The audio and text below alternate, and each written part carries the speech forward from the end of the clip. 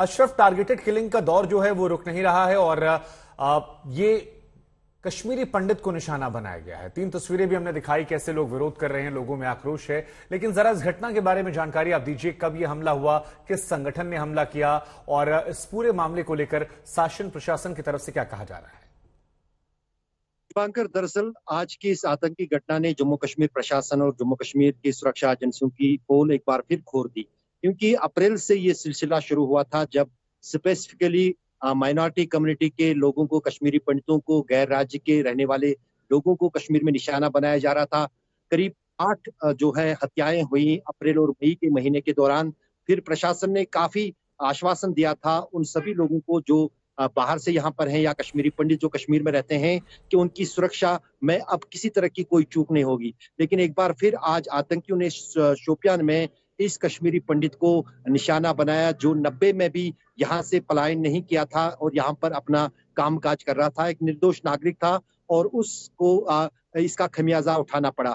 जाहिर है कि अब ये सरकार पर दबाव है। अभी डीआईजी साहब की जो बाइट आप सुन रहे थे, उनका कहना है कि ये भी देखा जाएगा कि सुरक्षा की चूक तो कहीं नहीं हुई है, क्योंकि जब से ये टारगेटेड किलिंग्स का सिलसिला कश्मीर में शुरू हुआ था, उसके बाद लगातार जो है जहां जहां भी कश्मीरी पंडित काफी कम तादाद में रहते हैं, वहां पर माइनॉरिटी सिक्योरिटी पिकेट्स कायम की गई थी। इस गांव में भी माइनॉरिटी सिक्योरिटी पिकेट जो जम्मू कश्मीर सरकार की तरफ से लगाया गया था, लेकिन आखिर वो उस वक्त कहाँ थे, क्योंकि डीआईजी का कहना है कि ये व्यक्ति एक दोस्त के साथ स्कूटर पर अपने बगीचे की ओर जा रहा था जब आतंकवादियों ने इस पर हमला किया। पूरे इलाके की घेराबंदी तो कर दी गई है सुरक्षा एजेंसियों की तरफ से और सुरक्षा बलों का कहना है, पुलिस के अधिकारियों का कहना है कि बहुत जल्द कानून तक वो पहुंचेंगे और उनको कानून के तहत सजा दिलाए। ठीक है, हालांकि जिंदगी जो है वो नहीं लौटेगी। और सुनील जी भट्ट, यही अगला सवाल है कि इससे पहले भी हत्याएं हुई जहां पर बार बार शासन प्रशासन ने कहा कि अब ये चीजें दोहराई नहीं जाएंगी, हम इंतजाम करेंगे, लेकिन वो इंतजाम के दावे जो हैं वो खोखले साबित होते हैं। और एक और कश्मीरी पंडित अब इस दुनिया में नहीं है, टारगेटेड किलिंग का शिकार हो गया। आपके पीछे लोग भी नजर आ रहे हैं, लोगों की क्या भावनाएं हैं और शासन प्रशासन को लेकर क्या सोचना है उनका। जी बिल्कुल शुभांकर, कश्मीर घाटी में एक और टारगेटेड किलिंग होती है जिसके कारण अब कश्मीरी पंडित समुदाय में काफी ज्यादा आक्रोश है। इस समय आप मेरे जो अगल बगल में ये जो लोग देख रहे हैं, दरअसल प्रधानमंत्री के जो राहत पैकेज के अंतर्गत जो कश्मीरी पंडित समुदाय के जो युवक थे, जो कश्मीर घाटी में जिनको नौकरियां दी गई थी, वो हाल ही में पलायन करके आए हैं और पिछले 150 दिन से ज्यादा की अवधि तक अब ये यहाँ जम्मू में धरना दे रहे हैं और इनकी मांग है कि जम्मू में इनका ट्रांसफर किया जाना चाहिए। अभी कुछ महीने पहले तक ये कश्मीर घाटी में ही थे, कश्मीर घाटी के अलग अलग स्थानों पर ये अपनी नौकरी कर रहे थे, लेकिन जिस प्रकार से कश्मीर घाटी में लगातार टारगेटेड किलिंग्स का सिलसिला हुआ, ये वहां से पलायन करके आए और तब से लगातार यहाँ पर जम्मू में राहत आयुक्त के कार्यालय के बाहर प्रदर्शन कर रहे हैं और मांग कर रहे हैं कि इनके लिए कुछ सोचा जाए और इनका ट्रांसफर यहाँ जम्मू किया जाए। हम यहाँ पर कुछ कश्मीरी पंडित समुदाय के जो ये सरकारी कर्मचारी हैं, इनसे बात करते हैं। जी आप बताइए, आपका नाम? सुशांत, जिस प्रकार से आज एक और दर्दनाक ये जो आतंकी घटना घटी है, एक और कश्मीरी पंडित जो है उसकी हत्या आतंकवादियों ने की है,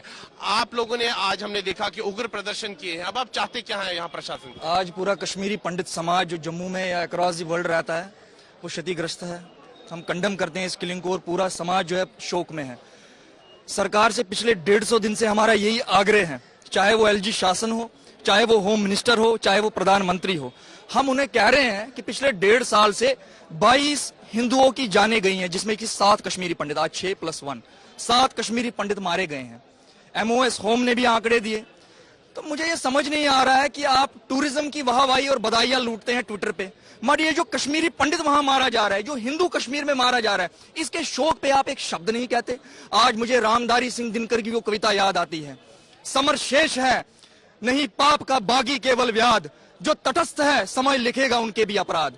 मैं इस सरकार को कहना चाहता हूं कि एग्जाइल लिटरेचर जब लिखा जाएगा तो आपकी करनी भी उस पर लिखी जाएगी, आपका मौन भी लिखा जाएगा। बिल्कुल, हम यहाँ पर एक और व्यक्ति से बात करते हैं। जी आप बताइए, आपका नाम? मेरा नाम रोबन सप्रू है। सप्रू साहब, जिस प्रकार से आज एक और कश्मीरी पंडित की हत्या हुई है, इससे हम देख रहे हैं कि आप लोगों में काफी आक्रोश है, आप यहाँ प्रदर्शन कर रहे हैं, उग्र प्रदर्शन कर रहे हैं, लेकिन आप क्या अपील करना चाहेंगे, खासतौर पर अगर देश के प्रधानमंत्री मोदी जी आपको सुन रहे हो, देश के गृह मंत्री अमित शाह आपको सुन रहे हो, क्या कहेंगे आप? मुझे एक ही अपील उनसे है जो 2010 में जब इम्प्लीमेंट पैकेज का हुआ, मैं उसको मानता हूं उस समय की जो सेंटर में सरकार थी और स्टेट में सरकार थी, एक ब्लंडर था। आज हमारे पास एक कैपेबल गवर्नमेंट है, कॉम्पिटेंट गवर्नमेंट है इस सेंटर में। उन्होंने बड़े हिस्टोरिकल डिसीजन लिए हैं। मुझे लग रहा है उनको आज कश्मीरी पंडित एम्प्लॉय की बात सुननी चाहिए, हमारी जो पीड़ा है उसको सुनना चाहिए और हमारे हक में एक और हिस्टोरिकल डिसीजन लेना चाहिए। और ये जो हमारी जो डिमांड है वो 1 पॉइंट डिमांड है, हमें यहाँ अटैच किया जाए।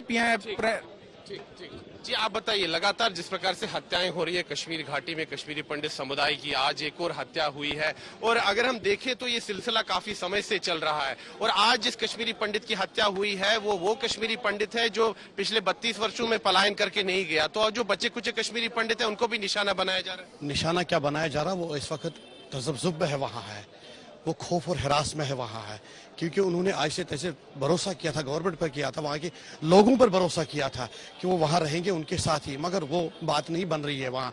आज हम देख रहे हैं पिछले 7-8 महीने से जो टारगेट किलिंग चल रही है, जिसमें कश्मीरी पंडित भी है और जम्मू के लोग भी या आउटसाइडर्स है, उनको टारगेट बनाया जा रहा है। और गवर्नमेंट के जो दावे है कि हालात ठीक है और दिखाया भी जा रहा है, वहाँ पर जो हालात है वो अनुकूल नहीं है कश्मीरी पंडित समुदाय के लिए या डोगरा हिंदू समाज के लिए या देश के बाकी राज्यों के जो लोग यहाँ कार्य करते हैं उनके लिए अनुकूल ठीक नहीं। खाली वहाँ अगर देखा जाएगा तो वह खाली आपको वो जो कहते हैं ना टूरिज्म के लिए दिखाया जा रहा ठीक है।